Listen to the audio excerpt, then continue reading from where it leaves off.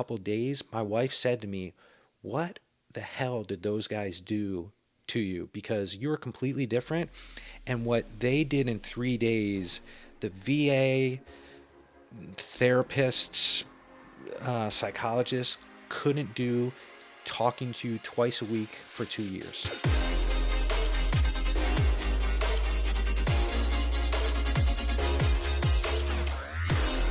Hey guys, welcome to another episode. Today we have a real treat for you guys. We have a guy who helps businesses grow and scale, and also he helps people to get fully developed and reach their potential. We have today Bryan McDonald with On Purpose Growth. Bryan, welcome to the show, my friend. Awesome to be here and great to Yeah, see you, man. yeah. This is going For to be those who fun. don't know, Brian's a good friend of mine. I've known him for years, and I watch him totally change his life around and develop himself to the guy he is today. He's a great family guy, and he's also an awesome friend, a good father. And that's all the props you're gonna get from me, Yeah. man. Well, I think when we met, it was a God thing, man. Like we met in the most odd place, Yeah. in the most non-godly environment. Yeah. So, real quick, touch on exactly what you do. I know what you do. You Yep. you help companies scale, and you've like been an entrepreneur for years now. And just tell us, touch base, and then we'll go back to it. But touch base exactly what you do. You're involved because you're involved with like several cool things, and it's all surrounded. It's faith-based stuff, but it's also developing people and reaching their potential, and the stuff you do with other companies. You've helped many companies scale, man. And when I Totally. mean scale, these guys help companies reach their growth. So yeah, tell us about that. Yeah. So, awesome to be here, man. Appreciate it, dude. Yeah, no worries, man. Yeah, I'm helping companies and entrepreneurs grow their revenue, right? It's all B2B sales, and helping people get out of their own way.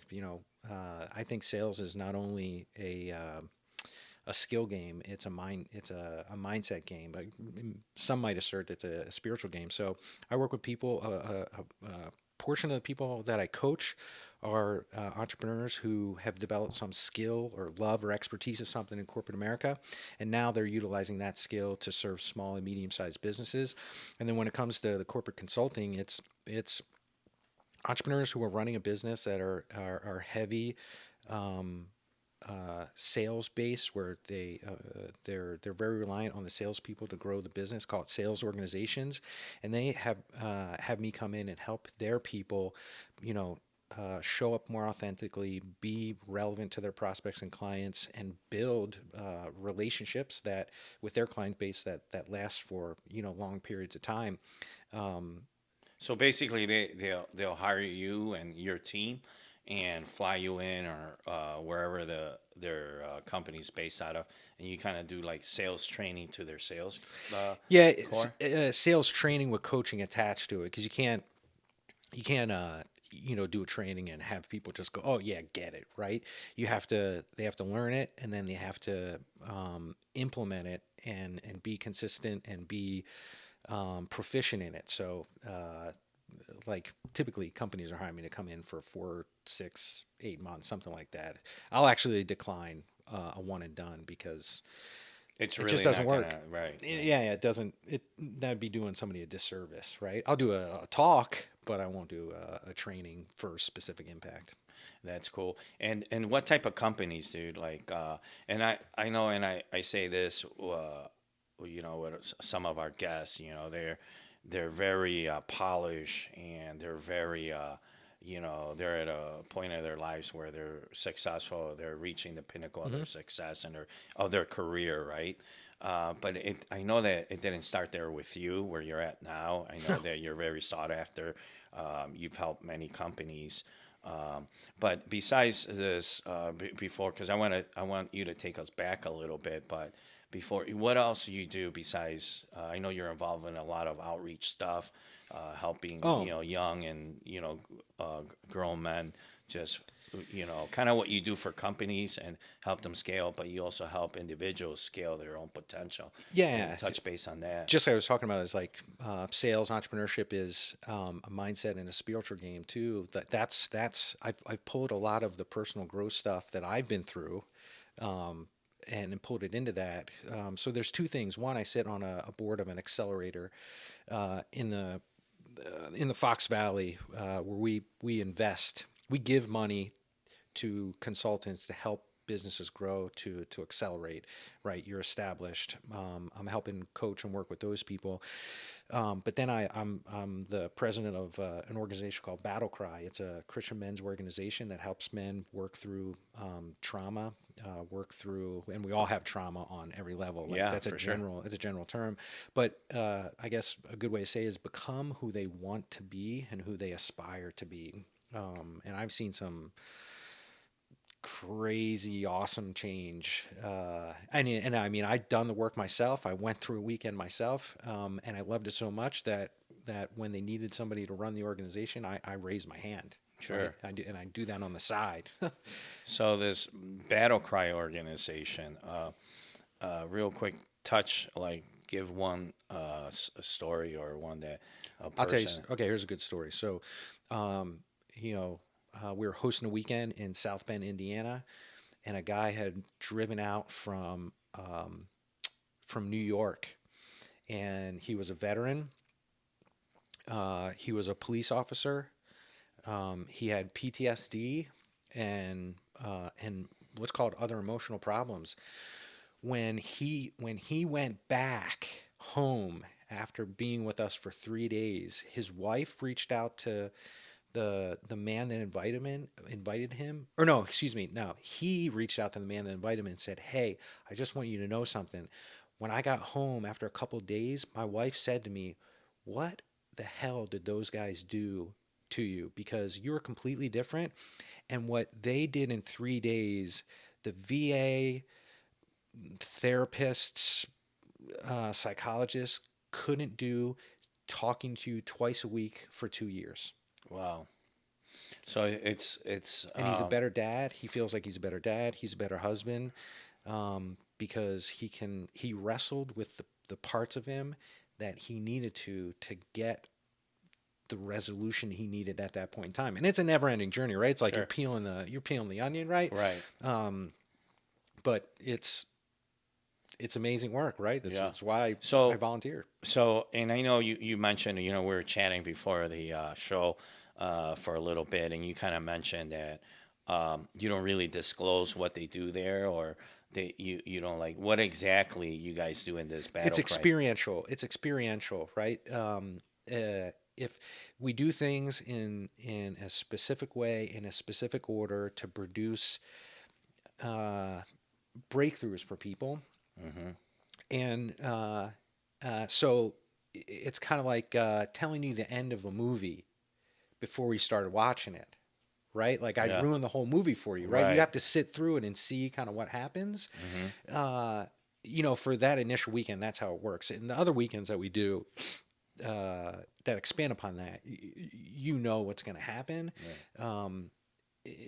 We just do it. We talk about, you go through the journey of Jesus Christ from when he from the Last Supper to the point where he dies and he rose from the dead anew. We take you through a journey like that, like not specifically, right? We're not Sure. going to nail you on a cross, but that's just the metaphor, right? Right. Right. Wow, that's cool. And every time and every time we end one of these weekends, we ask the men, "Hey, did you get what you came here for?" And I had the opportunity one weekend, as men were coming out, to ask every single one of them, and every single one of them said, "I got more than what They I got. expected. I expected."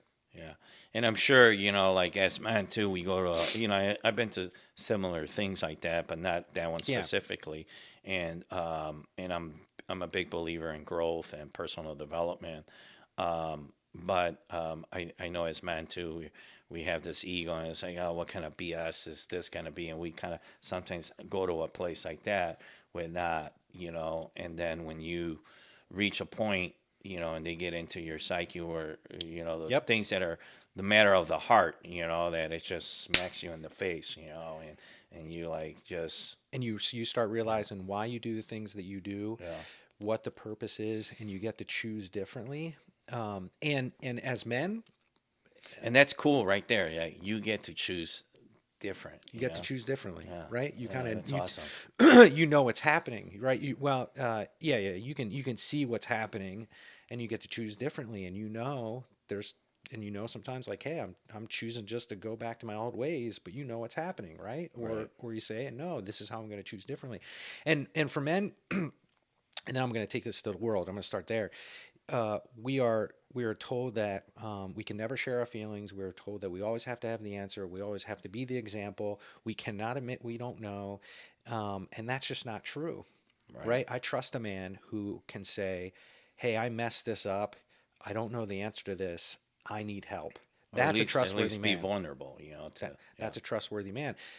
And again, to the world, the world's also that way, right? Like people are taught to put on these masks to act like they have it all together, and nobody has it all together. Except for me, of course. Oh, 100%, right? That's why we're doing this, right? I wanted to be on Yeah. the show with a guy that has it all together. So that's really cool, man. Because men are there's like the stigma that men, right, that you cannot admit there's weaknesses in your life, Hmm. and actually to be a strong man, you have to at least admit your weaknesses, You can't you fix know. a weakness if you don't admit it. Yeah. Somewhere in the Bible, you may be able to quote this. I can't. It basically says when you name it, you take its power away. Right. Right? So just name it, right? Right. I'm sad, I'm angry. And it's given me a lot of tools where, I don't know about you. Well, I'm just going to own this. So there's times where I get upset at my kids and I get mad and I can see how that affects them. But when I realized what was going on, I actually I'm able to tell them. I got a 7 and a 10-year-old girls. I'm able to say like, hey, even though that seemed like dad was mad, he wasn't mad. That was sadness coming out. Because I Hmm. realized that men are taught you're not allowed to be sad. So how's it come out? Anger, Right. right? Women, they're not allowed to be angry. So what comes out? Crying, right? The opposite, they cry, right? So I'm be able to communicate to my girls and then they can understand kind of what's going on with them. That's cool. And this has made you a better entrepreneur, business person, husband, and a better father to really. My business partners tell me all the time like, how did you get that person to break through that? How did you get that person to tell you what they told you? And how do you hear those things? It's because I've developed all these skills outside of it that you when you understand yourself, you start understanding other people. And That's true. and Yeah. and it's like, uh, you can build a relationship really fast Hmm. by just helping someone be vulnerable and break through and like cut to the core of things because everybody wants to dance around things, right? And Can, dance around things suck. can you repeat that again, dude? Oh Once you my begin to gosh. understand yourself, you begin Oh, to understand other people. And exactly. that sounds simple, but it's deep, dude. Like, That's really, like, if you don't understand yourself, why you do that, how are you going to understand why people act towards you or treat you a certain way unless you understand how you are and what you're putting out or projecting out. Yeah. So I used to, and if my wife was here, I'd say this. I used to think that if my wife would just fix herself, this would be better. If she just fixed the things that were wrong with her, right? Yeah. And I realized when I started working on myself, the relationship changed. She got better because it's so. A buddy of mine, John Constantine, explains this. It's like a system, right? When you're in a system and one part of the system reacts this way, the other one reacts the same way, right? Or it gives it Yep. back, right? But when it stops, one part stops acting a way, this other part of the system doesn't know how to respond. It Right. actually stops, right? So I Right. realized like what I was getting back, I was giving out, right? Right. And Right. then also I could notice like, hey, in these situations I react this way. It's because of this something that happened in my past, And then I noticed, like, oh, wait, like, my wife isn't mad at me now. She's just scared, but it's coming out that she's mad at me, right? Right. If I just kind of be present with her, let her kind of go through that. Yeah, and it's the same thing even from the beginning of time, the story of Adam and Eve, whether you believe it or not in that story, but after they ate the forbidden fruit, and God uh, said, "What have you done, Adam?" And Mm-hmm. he said, "It's the woman you sent." Mm-hmm. It's like this broad. It It's is, this. yeah, right. You sent It's this this chick away freaking from me. broad, man, that did it. That's why I did what I did, and it goes back to exactly what you just said. Like he didn't even recognize the stuff that he was dealing with. Yep. And it's very true, man. That's on point what you just said Somebody there. somebody said to me the other day is like the paradox slash gift of marriage is that you stereotypically marry a woman that is there to help you heal your own wounds. Hmm. Because what I don't know if our conversation is going to a place where No, this is good, so man. stereotypically, like, you look for things in your significant other and choosing that person because you're trying to get something you didn't get earlier in life, right? So you're trying to get it from that person, but they're not equipped to give it to you. So Mm.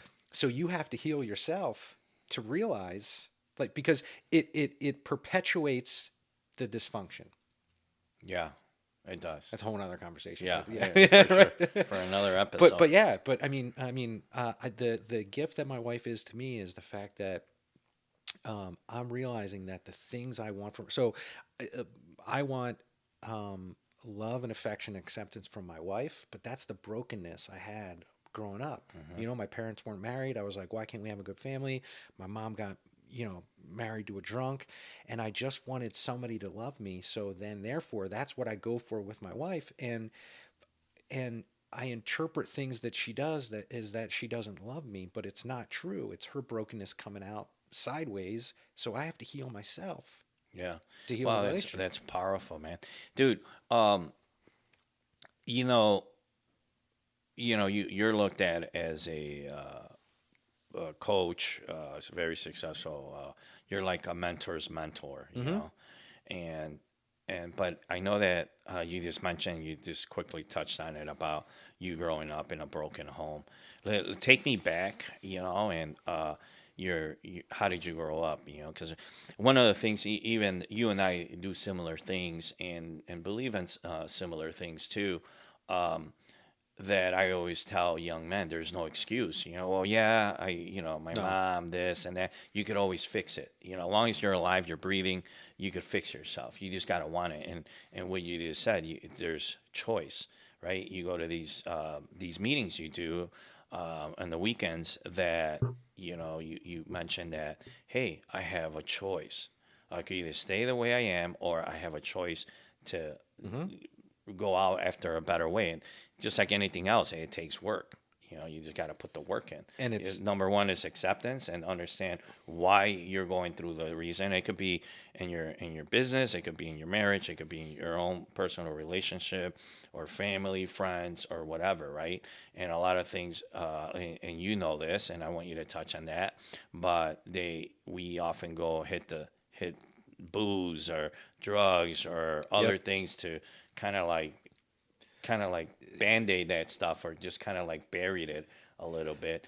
But I want you to take me back, how you grew up and kind of your past, because you have a pretty Interesting. colorful and Colorful. I like that. interesting past, like we all do, right? Like Yeah. we kind Like of people chatted. people don't believe me.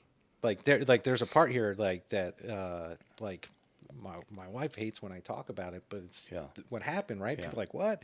And we all do. And you kind of like, as young people, I was on this podcast with these pretty interesting young men. They had me as a guest, and they wanted me to touch, and I was talking off camera, off cue, about my past. And as I was talking, I got a little bit too deep and too graphic. They were like, wait, let's turn the thing back on. So I kind of softened it up, because we don't want to glorify that. But you know what? It's not like we're glorifying our past, but our past is our past. And those are the choices we made then. And so, like how you and I are, is like there's hope for everyone as long as you want it and put the work in, and seek Yeah. it out. But let's touch base, man. Tell me a little bit, take me back, and share a little bit of your past and Yeah. how you got where you're at. Let me just overlay kind of one thing on over all this. It's really, you said something. It takes work. It's really easy to be a victim, and it's Yeah, even easier in the world we're in to be a victim because it's promoted. Right? Everybody else is the problem, except me. And yeah. I probably wrong audience. I said this to my oldest daughter the other day. It's like, hey, when everybody else around you is the problem, you're the problem, right? You're the problem. That's right. Yeah. And you know, and I'm not going to say I never was sorry for myself, but when I grew up, my parents been divorced since I was one. I know nothing. I don't have zero memory of having your traditional family, right? And then when So your dad and mom divorced when you were 1 year old. So you never experienced a father in the house. I have basically yes, I Yeah. have some very specific memories. My mom and dad would bring in troubled kids, and there was I'm forgetting his name. There was one guy when my parents were still married that was there with us. I'll remember his name. I remember some moments with him, but it stuck out because they're traumatic moments, right? Like he was freaking out on my dad. I think maybe they got into a fight once about a car, like a fist fight. Sure. So that's why it sticks out. But and then my mom got remarried around, let's call it, I was like 4 or 5, and to this day, she even tells me, she remembers, I told her as a 4 year old, like, hey, you shouldn't marry this guy. And she said, Brian, I should have listened to you because he was a complete drunk.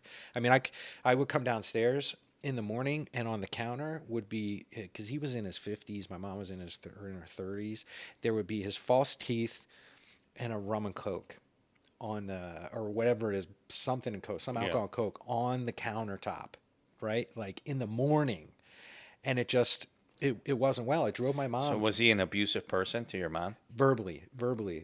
So you heard I never saw him physically touch your mom. physically touch my Right. mom, but there were times where so we lived in a tri-level, right? So you know, the top floor, the steps came up like maybe like the 5 steps, and these were all the bedrooms, and my bedroom was right there, and they used to fight in the middle level, right? So it would come up, and Sure. there's times where they're sitting in chairs like this, and I'm sitting on my mom's lap, telling him to stop being mean, like crying, trying to protect my mom as like a 6 year old, right? Like, Sure. and my mom Wow. is just Crying. a mess Yeah.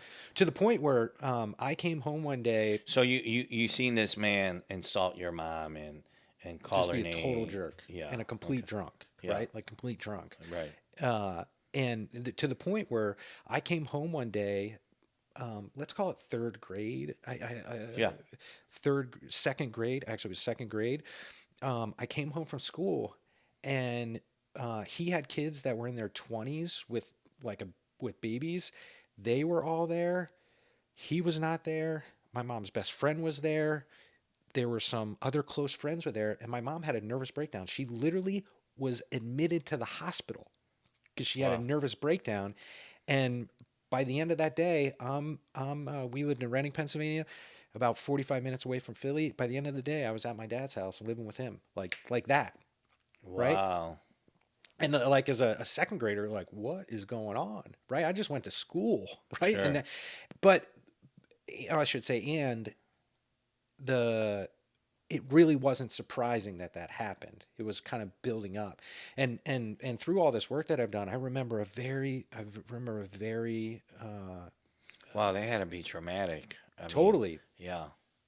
Because you're getting home from school and then boom, all of a sudden, you see all this chaos going on in your house, and then And mom's not around. Where's mom? yeah, Where's mom? she's Mom's in in the hospital. What do you mean hospital? Right? She's right, fine. She's in the hospital, but you're gonna go live with your dad. Like live with my dad, right. right? Like, and So you were saying you remember a specific I, thing. I remember specifically, thank you. Not in this whole world of living with this guy, Bill. There was a time where my mom and him were fighting. It was late at night, and I'm sitting on the top of the steps. I think I'm 5 at that point. For some reason, I recall I was 5. And I'm observing through listening this situation, and I'm thinking to myself, man, my mom can't take care of herself. Hmm. So if my mom can't take care of herself and she's kind of a mess here, then she can't take care of me. So you know what? Brian's got to take care of himself Right. at 5, right? And over top of this is the fact that I was already broken from my mom and dad being divorced, right? Like I was feeling less than, like, why doesn't anybody love me? Why doesn't anybody? Why can't we have a family? Like, why are mom and dad not together? And then like they're not together, and then okay, let's make this even more complex. Like my mom's a complete mess, right? Like Sure. she can't even Sure. handle herself, right? Like this guy's ripping her apart. Like what am I going to do? So Right. I made up narratives and stories that I got to protect myself. Nobody's going to look out for me but me.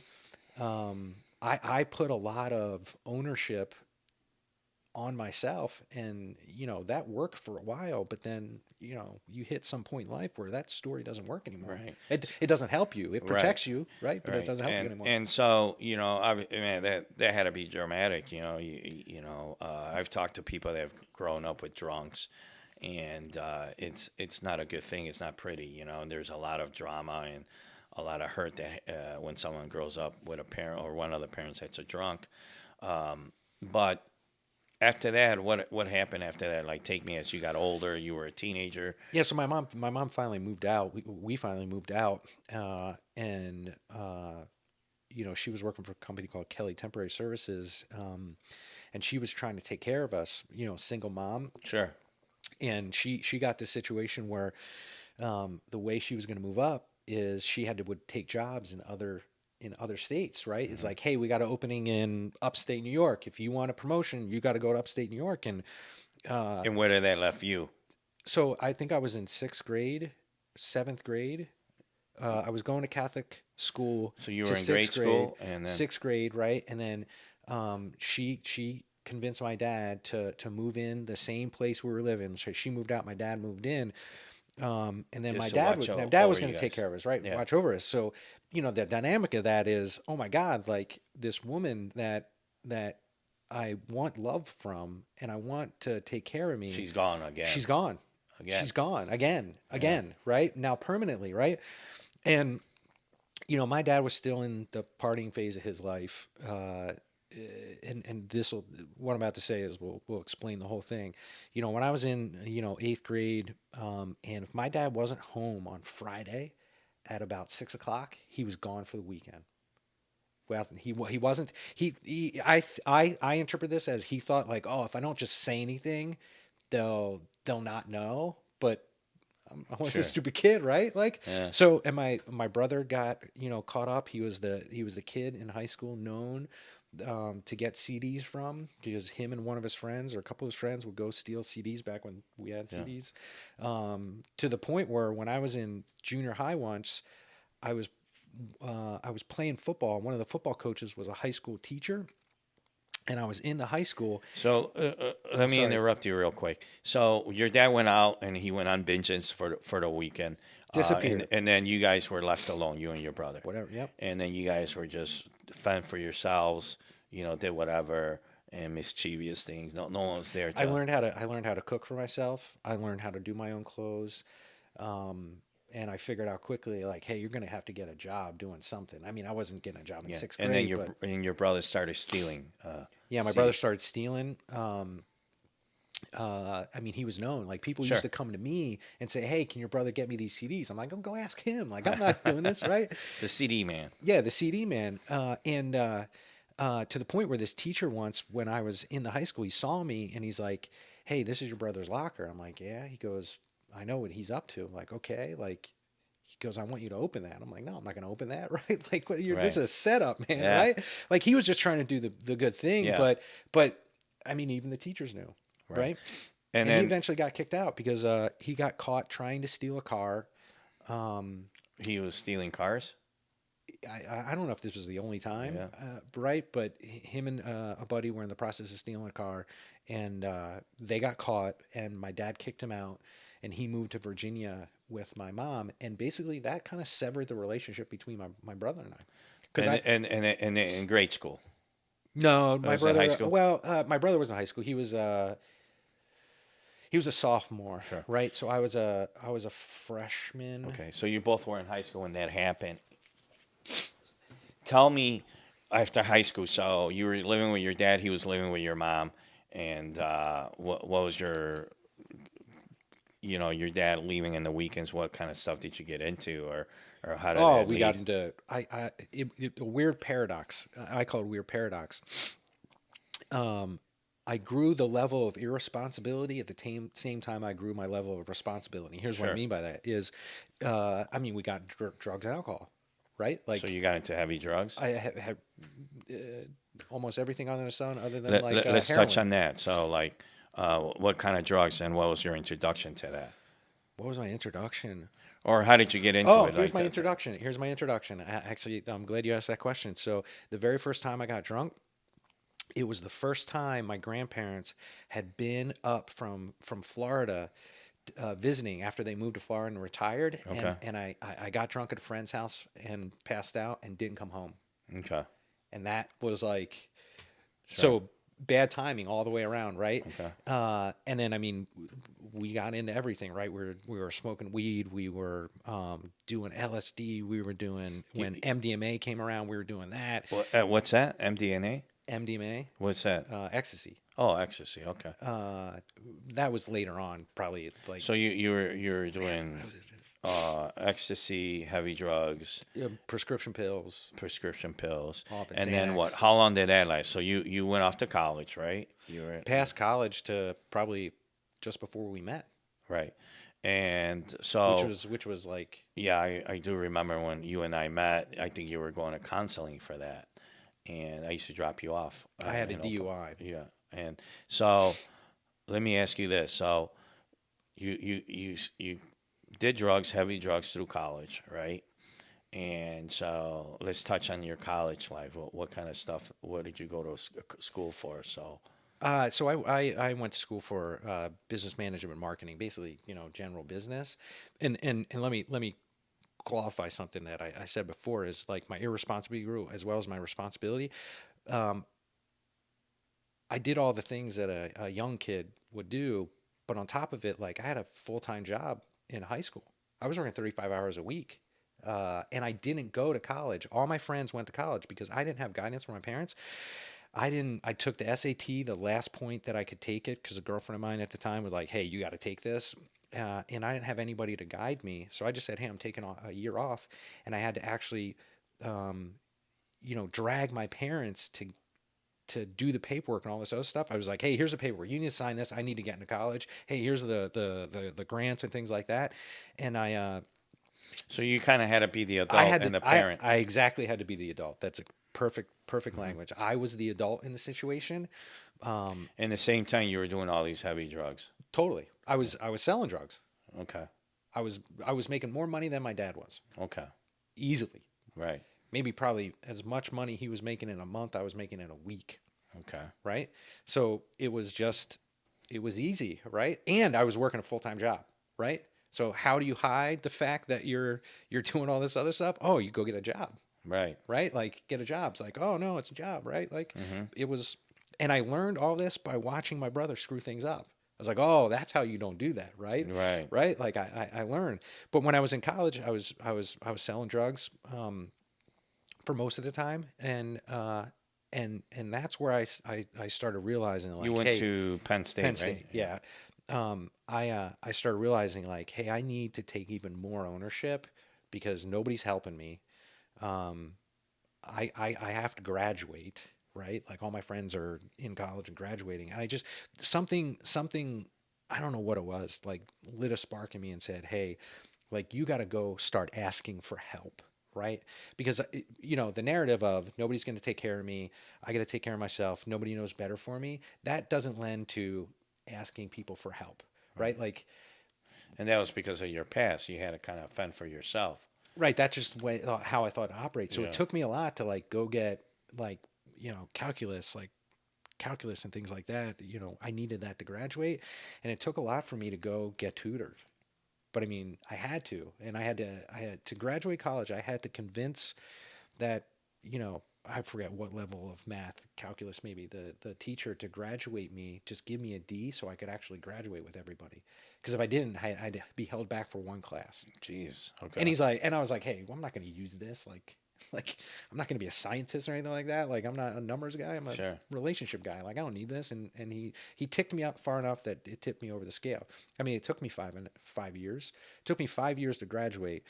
But if you look at the time from when I graduated from high school, it's 6 years because I skipped a year, Right. right? So I was in college for 5 years. Wow. And then after college, you continue with your drinking and doing drugs, and then you got into the your first career was in a mortgage, Yeah, correct? that's where. Well, actually, no, we met then, but when I got here to Chicago, I had one corporate job. It was I was selling packaging at a wholesale packaging company, Mm-hmm. and I knew it wasn't for me. After a year, they gave me a raise on Monday, and I quit on Friday. Like I can't do this. Like I Right. can't. Like I could have rode them. Took the easy street, and I didn't. Mm-hmm. But then when we met in the mortgage industry, that's where like I started learning entrepreneurship. Right? Mm-hmm. Because hey, we're not going to pay you anything. You need to go Right. kill what you eat. It's Right? all commission based, you All know. commission based. You got Yeah. to eat what you kill. So I had to figure out, strategy, process, metrics, like how to do it. So being in sales, right? That was like your first sales job, not your old pharmaceutical sales business you had, but um, so that kind of taught you. When you say that was like the beginning, that it taught you how to like you said, you gotta kill what you eat, you know. Yeah. Um, Take responsibility for yourself, basically. Be yeah. accountable to yourself and not blame anybody else and figure it out, right? Hmm. I kind of like that rather than eat what you kill because I don't think that embodies Right. the Yeah. truth of it. So what was the thing that really changed around for you? You know, because you were in the mortgage business, still partying. You mentioned you had a DUI, Yeah, and then it was like the world was falling apart around me slowly, right? Like slow motion, right? So, I had DUI. I was in a dysfunctional relationship where I got with a into it. woman, you were like not getting along with her, or It was just a classic dysfunctional. Like we were was she we a were drinking a partier lot. too? She was a partier, right? Okay. Like it wasn't good. We were Right. party friends more than in a relationship Right. because I got into it to be loved by somebody and realized like this is not like this is not good, Right. right? And And I that I all didn't care. stems, right? Like you obviously wanted to receive love, kind of what we touch Yeah, base in the beginning about, you know, this program and these yeah. meetings you guys do is to really understand why you do the things you do. So, Yeah, if I would have understand what I know now back then, I would have never even gone on the first date with that chick. okay. Nah, I Right. wouldn't have, right? Right. Or maybe I would have, and then realize like, And this is not really what I want. Um, but everything was falling apart, and I remember, we started talking. You were mentoring me, and we were sitting in that front room of this office building. You like open up the Bible, and we're like, oh yeah, commit your life to Christ. And I never done that before. Like I had just been grown up in the rituals and the rhetoric of religion. religion, Right. not actually understanding it. And that was the point I actually started understanding it. And I mean, it takes a while, right? You got to kind of learn like your way through that. It's really and I was touching base. I was talking to someone the other day, and I'm a firm believer, right? There's religion, and then there's your spiritual Yes. aspect of things, once you begin to like touch on your spiritual, the spirituality of life, it's like it begins to like shape your heart, and you begin to see things kind of like you mentioned, like you kind of shine the light on it, you know, call it out, right? Oh, this Yeah. is the crap, Yeah. you know. And so because religion is just a bunch of rhetoric and, you know, and stuff, and but there's a difference between religion and your spirituality. You Yeah, I know. gotta say, we take our kids to church. We go regularly, but that's not the core Yeah. of my relationship with God, right? It's this spirituality that you're talking about. Yeah. It's all the other stuff that I do when I'm not sitting in there, right? That's just the 10% of my week that I Yeah. dedicate It's to it. kind of motivational Yeah, or yeah, yeah, right. whatever, It right? keeps me connected. It's helping my kids develop, but you know, I don't necessarily need that to have the relationship and the spiritual development Right. because I'm doing it in all other areas, right? I tell people that um, that that entrepreneurship is not only about um, what you do; it's about who you're becoming, and I think that's a spiritual journey, right? Like Hmm. your business grows as you grow. I mean, my business exponentially. When I grow personally, my business grows, right? And that's what I look for people who want to make that commitment as well as, hey, I want you to help me with my sales part, but there's also a level of commitment of, hey, I need to change, Hmm. right? Right. I've got a client, Matt, who he's an industrial engineer. He does lean and consulting and operational consulting, and he says to me like every couple of months, like or every 6 months, hey, why is it my peers actually try to jump from corporate America and succeed and they're not? Why am I succeeding? I said, Matt, because you're as committed to work on your business as you are yourself, Hmm. and I think that's key. Yeah. And I like what you just said. That as you grow personally, your business grows. Totally, I see it happening every day for myself and other people. It's how do I say this?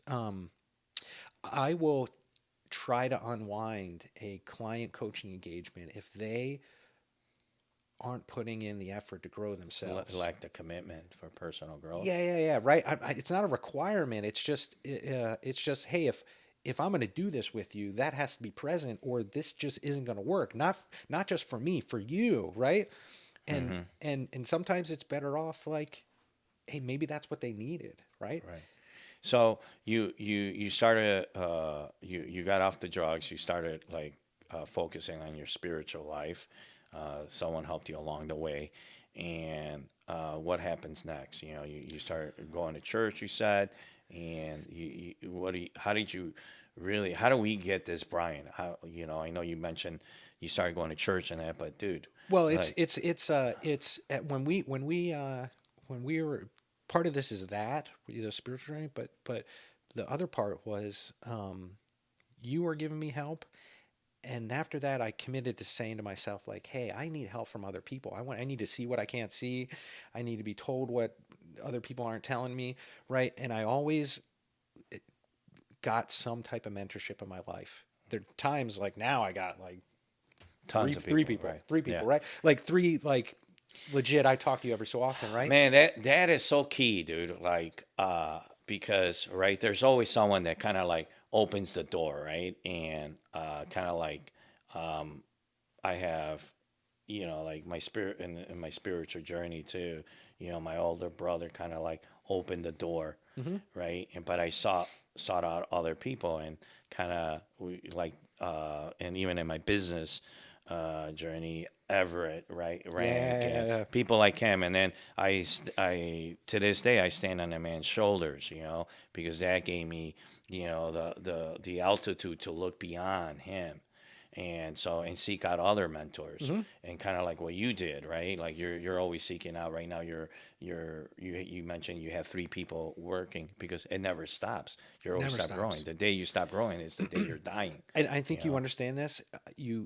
I'm going to put words in your mouth and correct me if I'm wrong. You learn a skill of figuring out like, hey, this man can help me in this part of my life. This man can help me in this part of life. It's not like somebody just tells me everything, right? Dude, It's that like is bam, bam, so bam, right on, man. right? Yeah. Work on that. Like, talk a little bit on that because I know, people don't need to, I believe it's important people need to grasp that. It's like you read a book and you put it down, but that's not it, like there's more to it. There's yeah, there's knowing how to do it and there's doing it.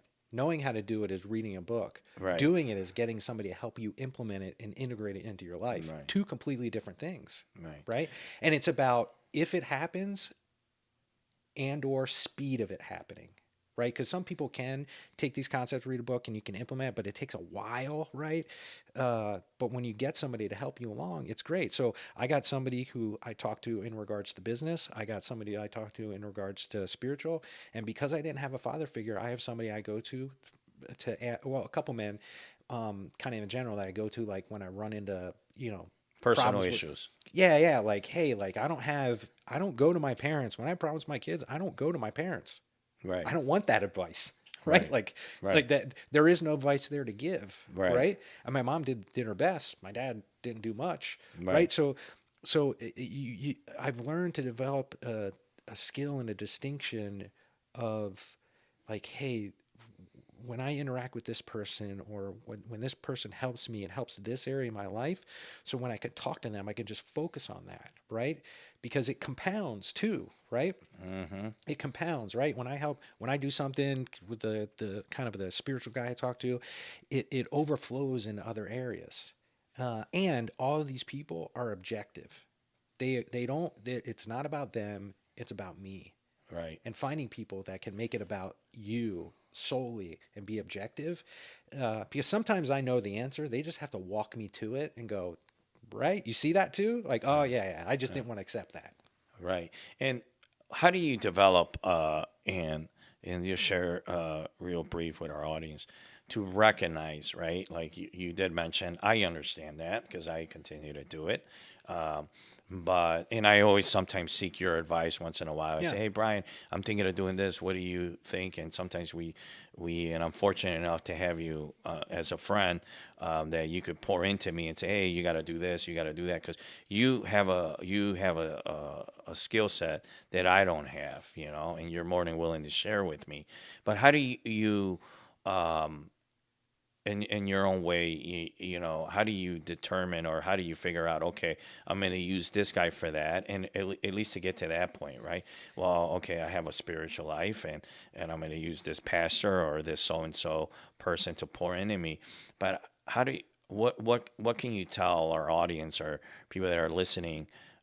Man, you got to get this for that. How do you figure out what you need, and then leverage other people to help you get there? I think first you have to be honest with yourself, uh, and not judge yourself, because when you're honest and you don't judge yourself, you can create an awareness about yourself, and that awareness will tell you what you need, right? And you just go with your gut instinct, right? It's not like you wake up one day and know, like, I got this and this and this. Okay, so let's, so Sorry. number one is being honest with yourself, right? And what does that mean to be honest with yourself? Hmm.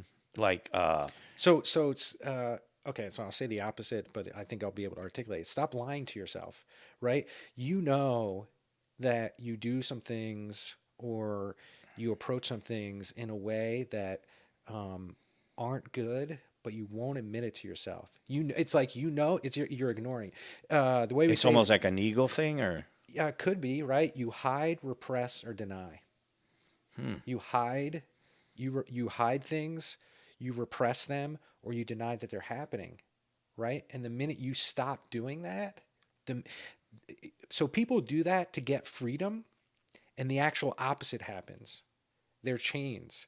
To actually get freedom, you stop hiding, you stop denying, and you stop repressing. I know that there's a scripture that says that the truth will set you free, Yes, and it's very true. it's very To true. so But the truth hurts. yeah, Like, you it have to stings. face yourself. Yeah, It stings, yeah, right? But it's only a temporary sting, because the the pain of it stinging isn't as great as the freedom it gives you on the other side. hmm. Wow, that's good. It Yeah, just that's very true. it Wow. just it we're I think we live in a world where we're taught to hide, repress, and deny, Yeah, yeah, right? we do. And It's so, normalized. yeah, and so I get that now. Number two is what? Be honest Awareness. with yourself. No, that What's was number one. number one? And number two? Awareness. So be honest with yourself, and then awareness, right? And the distinction between these two are, are an active. Uh, the, the way I was taught this was observe the observer, right? And what I mean by that is observe how you're observing things, right? Mm. Like if I was standing over my shoulder, like watching, like, hey, what's Bryan doing now, right? With no judgment, it's one of the ways to build awareness, and actually just pause and say, hey, what's going on right now, right? What's happening, right? Like what's, you know, uh, you know, and just assessing the situation because unless you're aware of what's happening, you can't change it.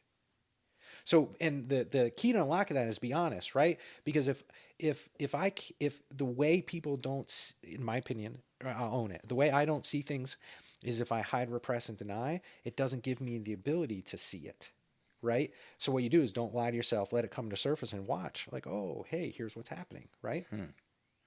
Okay, so number one is, be honest with yourself. Number two is awareness, right? And that's kind of like just shining the light on how you thinking or how you're viewing things, right? And what's number three? Uh, Kind of a dual. Let me think if they're the same thing. Is I'll call it accountability and commitment. Right. Right? Be accountable to yourself. Maybe, as said another way, stay in integrity with yourself. Mm. Right? Mm-hmm. And the reason why I'm mixing these things is because one of the reasons why I'm accountable is because I'm committed to do it. Yeah, commitment is huge. Like a lot of times, or we train our minds to like just give up on ourselves, but to be accountable and committed to yourself. You know. I'm committed that the biggest problem in my life is me. Hmm. Now, I say that in a positive context, right? Because Right. there's people that walk around the world go, "I'm my biggest problem," and all they do is stay in that negative space, Right. They don't right? want to fix it. Right. They want to. Well, I don't know if they want to fix it. I could argue They they do. they they do not. Yeah, that's what I Oh, said. They oh, don't want to oh! fix it. God, I Yeah. thought you said they want to Yeah. fix it. And I'm committed to holding myself accountable because that's the only linchpin mechanism to actually make it change. Hmm. Because I can be honest with myself, I can be aware, and I can do nothing about it. Right. I would say I don't want to use some generalities, but I'll use some generalities. So like people who get stuck in whoops, so the dysfunctional relationship I was with this girl I was telling you about. I was honest that I didn't want to be with her. I was aware that I didn't want to be with her, but I didn't do anything about it Hmm. because I was more committed to being stuck than I was to actually changing. Jeez, dude. Yeah. Uh, And so those three things is how you figure out what kind of mentor or what kind of help you want, or what kind of help you need. yeah, it tells you what to ask for, Mm. and it actually with accountability and commitment, it gives you the drive to actually Mm. go get it fixed. Wow. So, um, number one is being honest. Hmm. Number two is being aware. And number three is accountability to yourself. And with those three things, those tools, you're able to go out there and see, seek other mentors. And one thing about mentors, man, because I've also mentored people, and they're always willing to help if they're willing uh, to change and put the work in. You know, 100%. and those three things, I never thought of it like that, but it's very true because as you were saying it, I'm thinking about myself, and because we think right, we think similar, and but those are those three factors, and I was like, that's right. I had to be honest with myself. Number two is I had to be aware of what I'm lacking, Hmm. right? And number three is I had to be committed, you know. And it's interesting because in business, personal development, even in my spiritual life, I've uprooted my family and Hmm. went to another state because I was committed and I wanted to be accountable and I wanted to learn and receive from this person, for 3 years there.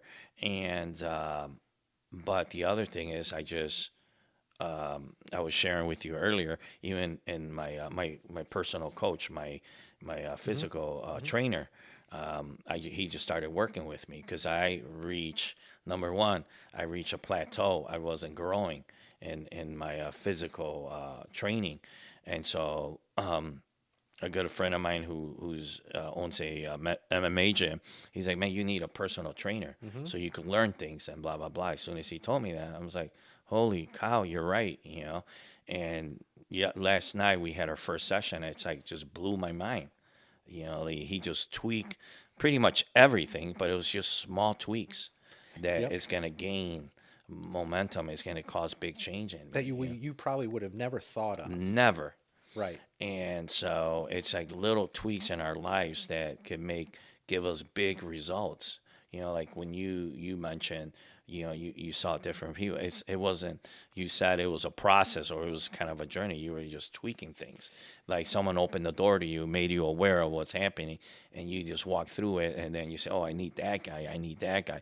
But before all that, that sounds great. You had to work on those three things, Yeah. being freaking honest with yourself, you know, Yep. like honesty and being aware and being accountable.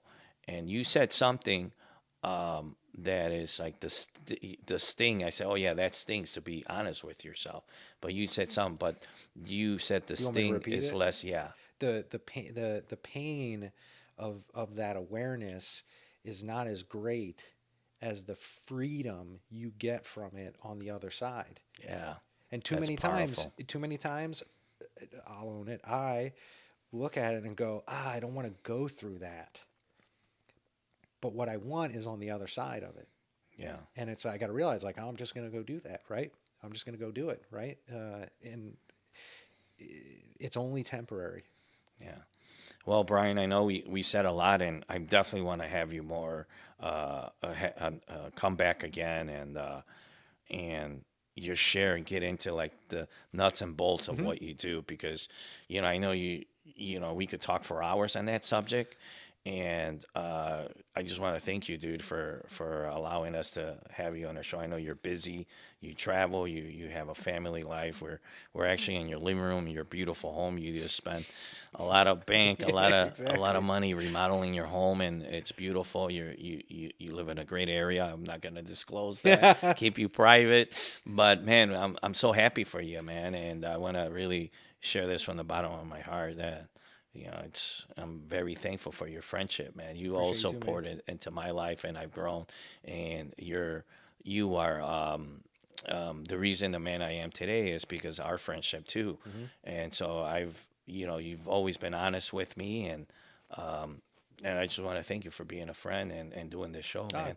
And we're definitely going to have you back. And if people want to get a hold of you, you know, even if you're needing personal development or you run a company and they could use the tools you could bring. How do they get a hold of so you? the easiest way is my website. It's my last name, first name, McDonald Bryan, Bryan with a Y. Uh, and that's going to be pointed to a place where anybody can ever get a hold of me. You'll have my contact information, everything. So it's and all my social media is that. That's why I picked the website. All my social medias are McDonald Bryan is my you, McDonaldBryan.com. yeah, McDonaldBryan.com, but like LinkedIn.com / McDonald Bryan, Twitter.com / McDonald Bryan. They're all like that. Okay. So there you have it, Brian. Thank you again, No, man. thanks, man. This was Yeah, great. thank you.